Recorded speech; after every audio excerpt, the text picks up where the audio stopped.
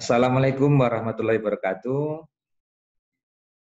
Salam sejahtera untuk kita semua, Bapak dan Ibu guru. Pada sesi kesempatan ini, kita akan berdiskusi tentang bagaimana merancang rencana pelaksanaan pembelajaran untuk keperluan pembelajaran jarak jauh.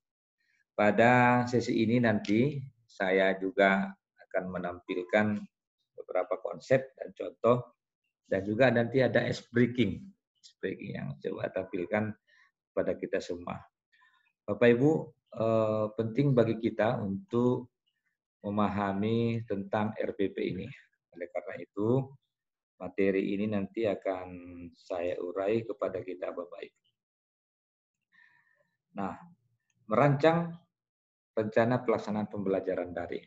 Saya mengawali dengan kata guru ada karena karya.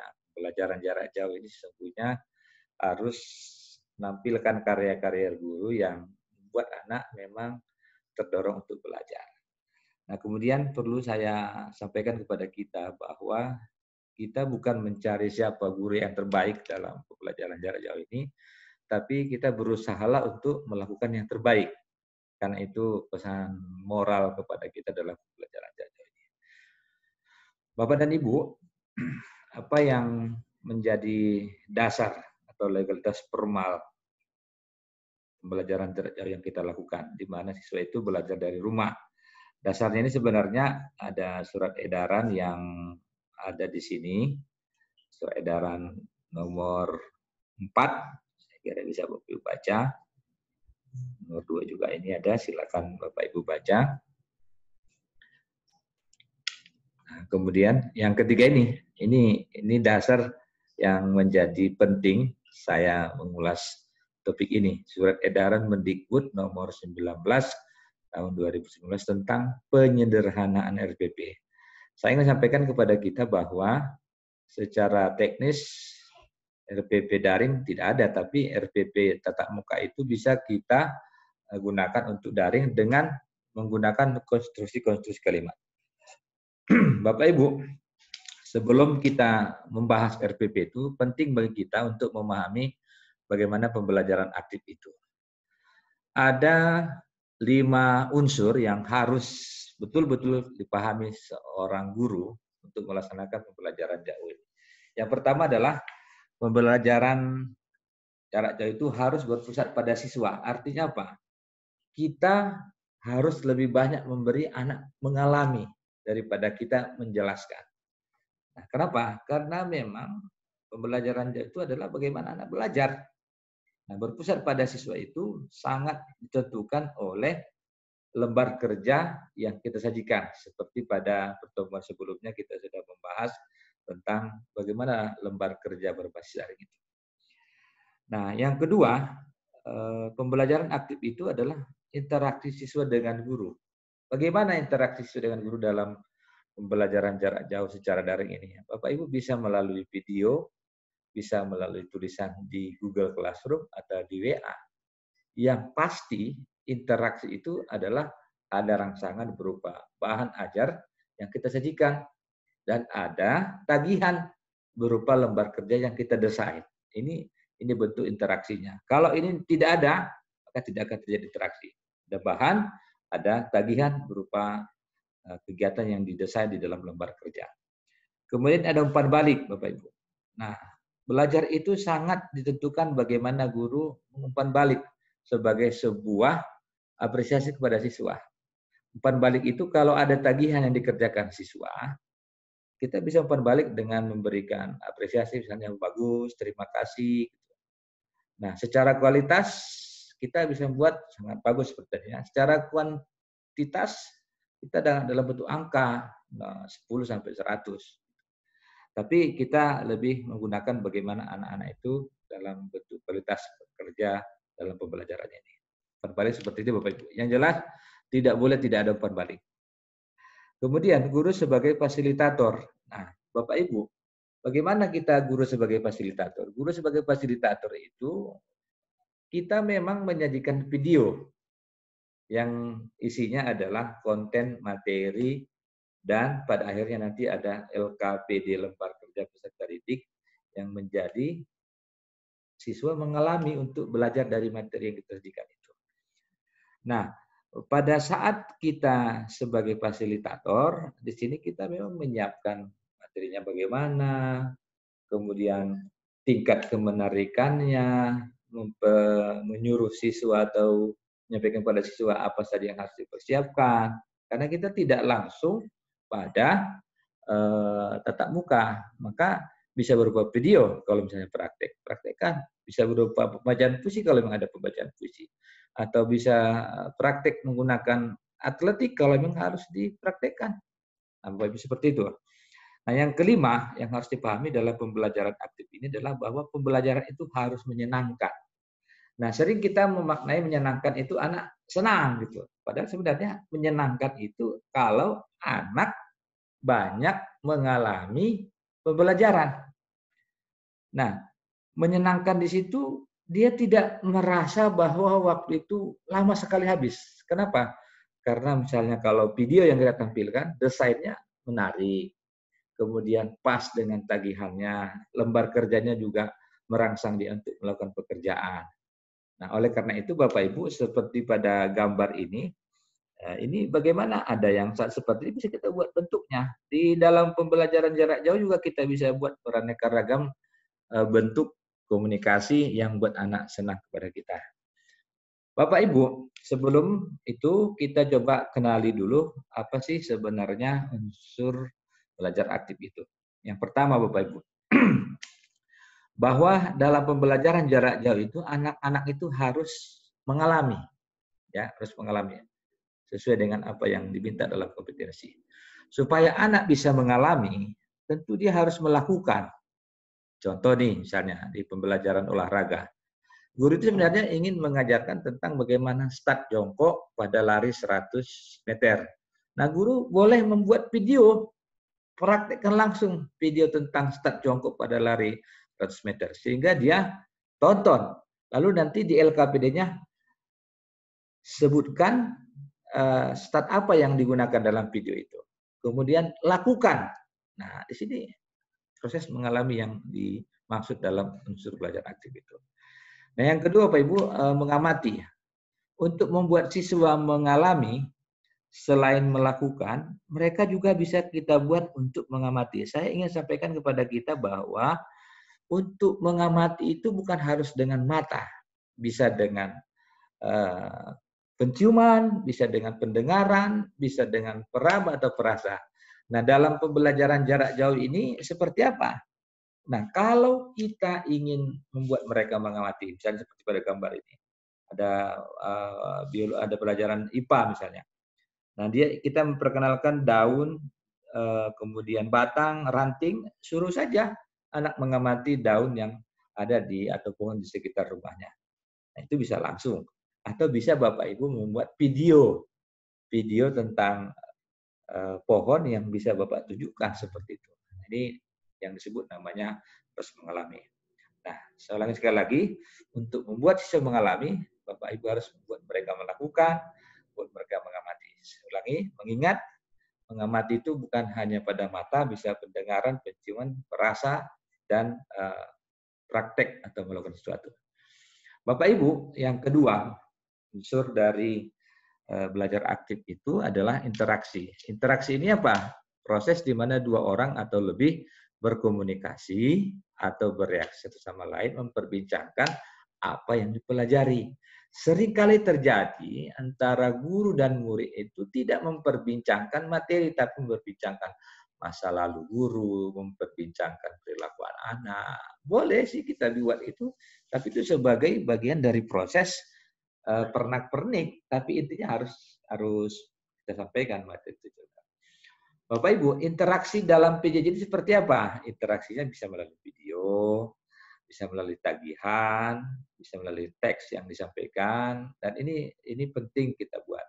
Medianya apa? WA, Google Classroom, ada Edmodo, atau aplikasi-aplikasi yang lain. Zoom meeting misalnya, interaksi itu bisa dilakukan seperti itu. Kemudian yang ketiga adalah unsur belajar aktif itu adalah komunikasi. Apa yang dimaksud dengan komunikasi adalah proses menyampaikan gagasan atau pikiran atau perasaan oleh seorang kepada orang lain. Bagaimana mewujudkan ini dalam pembelajaran jarak jauh? Anak-anak bisa kita suruh membuat video, kemudian dia rekam, dia kirim ke kita melalui WA atau Google Classroom. Atau anak-anak itu bisa membuat tulisan. Jadi komunikasi itu jangan diartikan hanya dalam bentuk verbal, dalam bentuk tertulis juga bisa untuk kondisi pembelajaran jarak jauh seperti ini, Bapak Ibu. Nah, ini yang perlu saya sampaikan kepada kita tentang unsur belajar aktif itu. Kemudian yang keempat, Bapak Ibu, unsur keempat dalam pembelajaran aktif itu adalah refleksi. Saya selalu mengatakan refleksi itu adalah seperti bercermin. Kalau ada yang salah, yang terlihat kita, bukan orang lain. Jadi refleksi itu jauh pada bagaimana kita melihat diri kita tentang kelebihan dan kekurangannya. Maka diartikan di sini adalah refleksi itu adalah suatu proses, ya, suatu proses memikirkan makna dari belajar yang dialami, baik yang terkait dengan materi atau yang dipelajari maupun pengalaman belajar siswa. Ya, hal ini dapat kita picu dengan pertanyaan. Apa yang saya pelajari hari ini? Bapak Ibu bisa membuatnya secara tertulis di bagian penutup pembelajaran. Apa yang kau pelajari hari ini? Tulis di buku catatan ya. Apa manfaat dari yang saya pelajari hari ini? Tulis. Kemudian bagaimana proses belajar yang saya tadi? Tulis. Kemudian apalagi yang perlu saya pelajari? Ditulis. Tulisan itu difoto, dikirim, itu menjadi satu refleksi. Nah, setelah kita membaca itu nanti, anak-anak kita bisa melakukan tindak lanjut. Atau dalam bentuk lain, misalnya yang selalu kita katakan itu, tuliskan apa saja yang sudah kamu kuasai. Kemudian tuliskan pula apa saja yang belum kamu mengerti. Nah, dari tulisan itu nanti kita bisa tahu kita harus melakukan apa kepada anak. Nah, ini Bapak Ibu yang harus dipahami ya.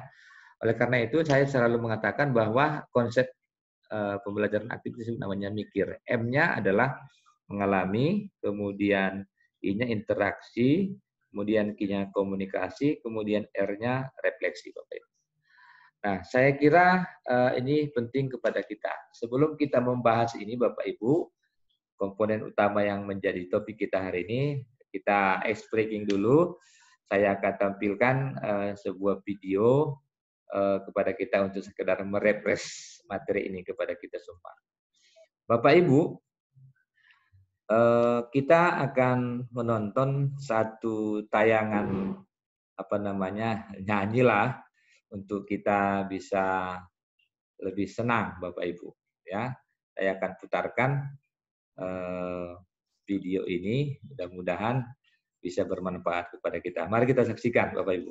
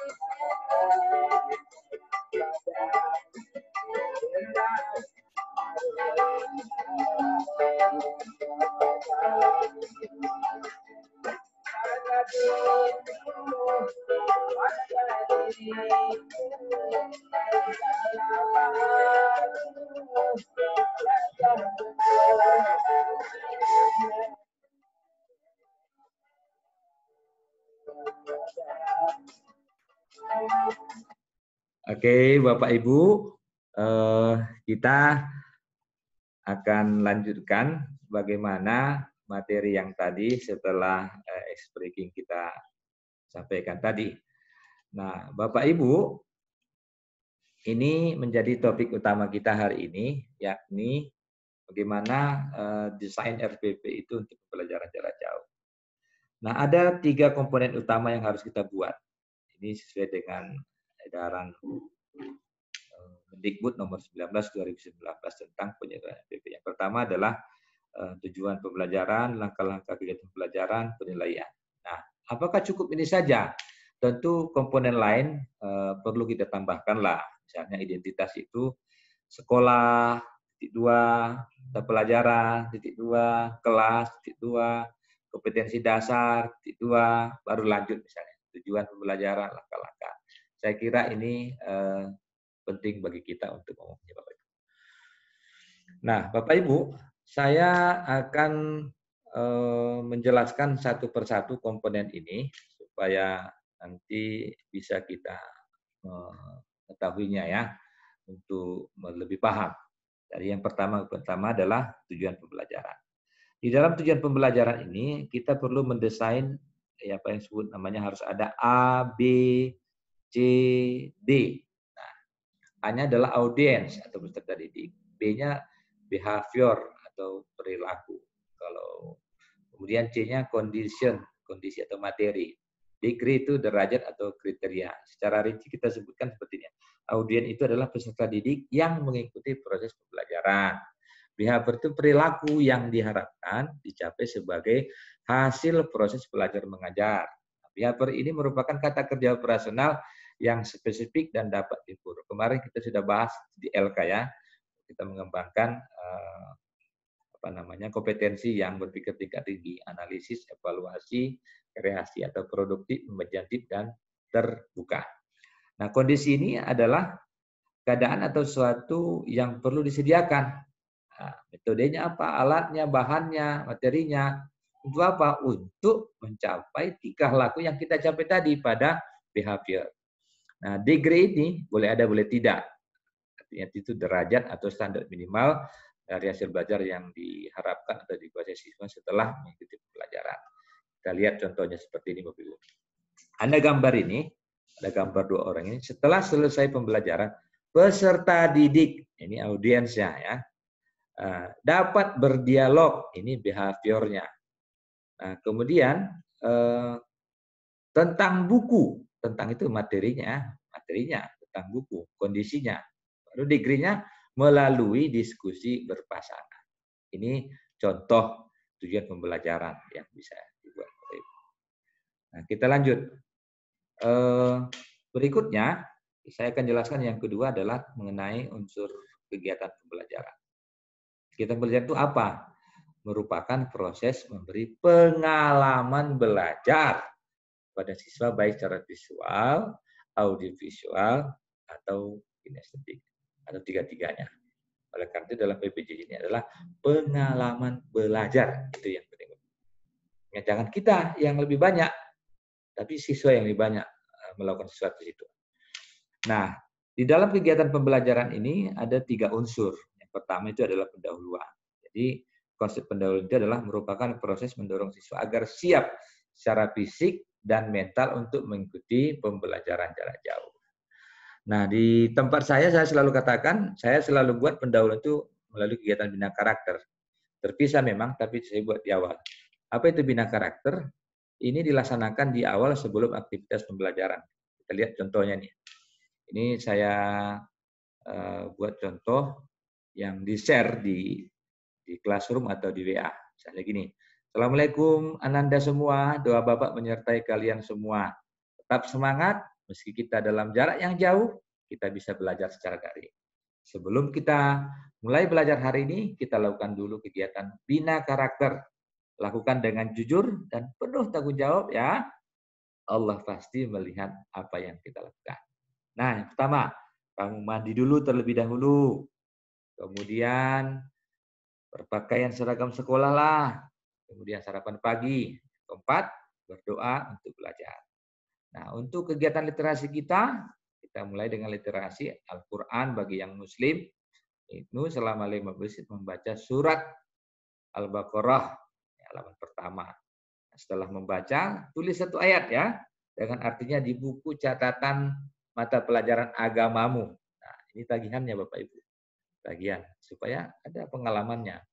Kemudian yang Kristen membaca Alkitab. Nah, tentukan. Misalnya Matius, Yohanes, misalnya itu kan. Baru setelah itu kita ada kegiatan membaca buku non mata pelajaran 15 menit. Kita bisa kirim linknya di WA itu, link bacaan. Kalau anak-anak tidak punya buku, kita kasih link bacaannya. Sehingga nanti mereka membaca dari situ. Kemudian yang tidak kalah pentingnya, Bapak Ibu, tulis hal-hal penting. Kita kasih konsepnya. Hal penting dari buku yang saya baca, 1, 2, 3. Nah ini penting kita lakukan untuk membiasakan mereka dalam rangka pengembangan karakter. Bapak Ibu, kita masuk kepada contoh nih. Contoh kegiatan pendahuluan tadi ya. 1, menyampaikan tujuan pembelajaran. Yang kedua, menyampaikan strategi belajar yang akan dilakukan siswa. Yang ketiga, menyampaikan bahan dan alat yang perlu dipersiapkan. Yang keempat, menyampaikan karakter yang akan dikembangkan. Kalau kita simulasikan ini dalam bentuk video seperti ini. Anak-anak sekalian, hari ini kita akan belajar tentang teks deskripsi. Tujuan kita ada 2. Pertama, kamu dapat menjelaskan pengertian teks deskripsi. Yang kedua, kamu dapat menjelaskan unsur kebahasaan dalam teks deskripsi. Nanti teks ini akan kita bahas lagi pada berikutnya. Nah, kemudian pada saat nanti kamu belajar, Bapak akan menayangkan video dan kamu akan baca teks di Google Classroom untuk kamu kerjakan. Kemudian nanti ada lembar kerja yang harus kamu buat.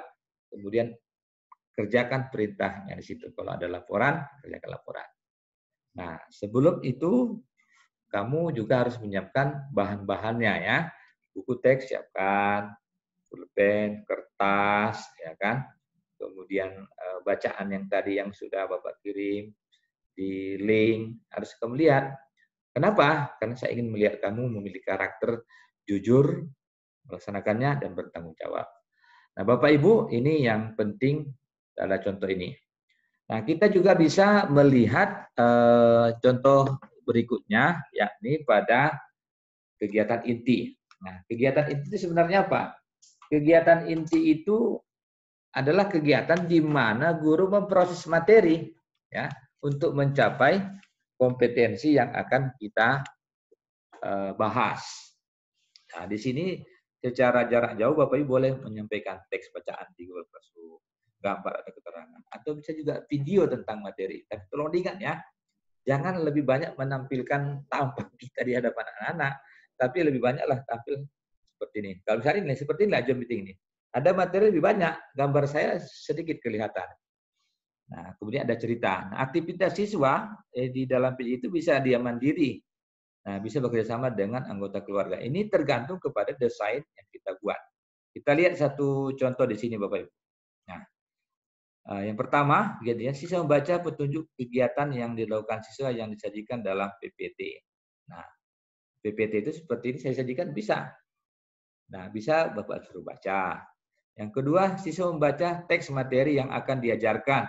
Lihat buku PJ halaman 12-19. Berarti kita memanfaatkan buku teks sebagai sumber belajarnya.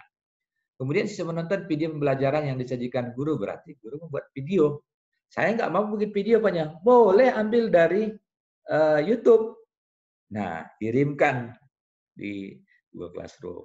Nah, ini bisa. Jadi jangan terus merasa tidak bisa apa-apa. Nah, yang penting kita berusaha dan bertanya kepada yang lain. Kemudian siswa membaca dan memahami LKPD yang dikirim guru dalam bentuk tabel pada Word. Kenapa saya buat tabel Word? Karena ini lebih mudah. Jadi dikirim di Google Classroom itu. Nah, kemudian siswa mengerjakan LKPD sesuai petunjuk LKPD. Bapak Ibu, kemarin sudah kita bahas bahwa LK itu ini unsurnya ada 2. Yang pertama itu adalah ada konteks masalah atau informasi. Bisa gambar, video, ya kan. Kemudian di situ dilengkapi dengan petunjuk. Petunjuk itu juga ada, termasuklah ada namanya pertanyaan atau instruksi.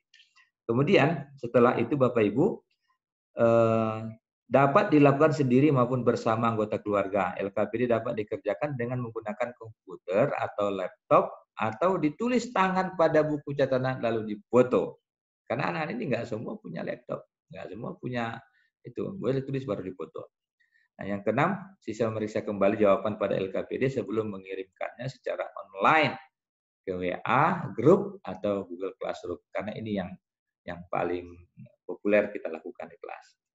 Bapak Ibu, yang ketiga ya di bagian penutup. Penutup itu adalah satu kegiatan di mana guru melakukan tindak lanjut dari materi yang disampaikan. Pada kegiatan ini guru dapat menayangkan, tapi bisa menyimpulkan. Kemudian melakukan refleksi tertulis tentang materi yang diajarkan. Refleksi tertulis siswa dapat dibuat di buku catatan, difoto lalu dikirim di Google Classroom. Seperti tadi, ya, ajukan pertanyaan. Apa yang belum kamu pahami? Tulis catatan. Apa yang sudah kamu pahami? Tulis. Foto kirim ke saya. Itu menjadi refleksi buat kita untuk tindak lanjut, Bapak Ibu. Nah, kita lihat contoh kegiatannya. Guru menyampaikan kesimpulan dari materi disampaikan. Ini boleh dalam bentuk video, Bapak Ibu. Apa dua video? Tidak. Satu kali tampil boleh. Bagian penutup, bagian pendahuluan, inti, dan penutup. Sekali nonton dia tidak apa-apa, karena cuma jarak jauh. Kemudian, guru meminta siswa menjawab pertanyaan sebagai refleksi pelajaran hari ini. Nah, Bapak Ibu bisa dibuat pertanyaan seperti ini. Tuliskan di buku catatanmu apa saja yang sudah kamu kuasai dari pembelajaran kita hari ini. Tuliskan juga bagaimana saja yang bagian mana saja yang belum kamu pahami. Setelah kamu tulis di buku catatanmu, fotolah jawabannya, lalu kirim di WA Group atau Google Classroom. Ini skenario-nya baru. Baru yang ketiga, guru menyampaikan penguatan dan motivasi sekaligus menyampaikan materi pertemuan minggu berikutnya. Jadi kalau video di situ bisa diurai bagian pendahuluan, inti, dan penutup. Sekaligus ditonton anak, tidak apa-apa. Tidak mesti harus video 1, video 2, video 3 gitu. Boleh dalam satu tayangan, tapi diurai gambarnya situ. Nah, Bapak Ibu, saya kira ini yang bisa saya sampaikan. Mudah-mudahan bermanfaat kepada kita semua. Kesepian tanpa kasih, cukup sekian dan terima kasih. Alangkah indahnya kalau ada bentuk seperti ini. Mohon maaf Bapak Ibu, kalau ada yang salah itu dari saya, kalau kesempurnaan itu memang dari Tuhan. Mari kita sharing diskusi untuk membahas ini secara lebih detail dan bermanfaat bagi kita semua. Saya kira cukup sekian. Terima kasih atas segala perhatian. Mohon maaf atas segala kekurangan. Billahi taufiq wal hidayah. Assalamualaikum warahmatullahi wabarakatuh. Sampai jumpa di lain waktu dan kesempatan.